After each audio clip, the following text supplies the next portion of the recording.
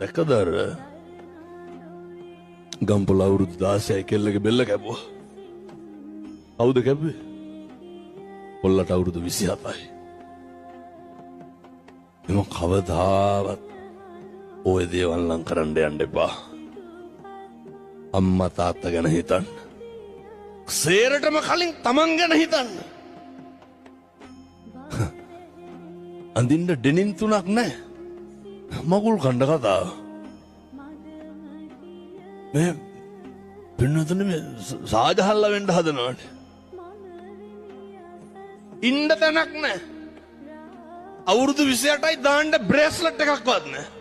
බීලා තියෙන සිගරට් කන්දේ වුණාට. එහෙම නෙමෙයිද?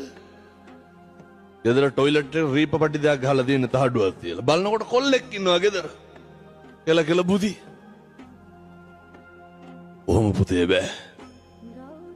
තරුණයෙක් වුණාම හොඳ පෞරුෂයක් තියෙන්න ඕනේ. මෙතෙක් කල් වැරදි කරලා තියෙනවා නම් හෙට ඉඳන් ඔය කරපු මජර වැඩ සෙරව නවත්තන්න.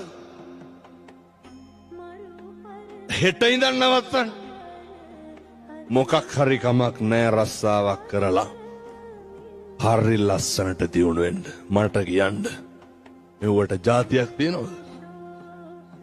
මෙවට ආගමක් තියෙනවද? කවුරු හරි කමක් නෑ ගොඩ නැගෙන්න ඕන මිනිස්සෙක් පින්නතුනි. එච්චරයි.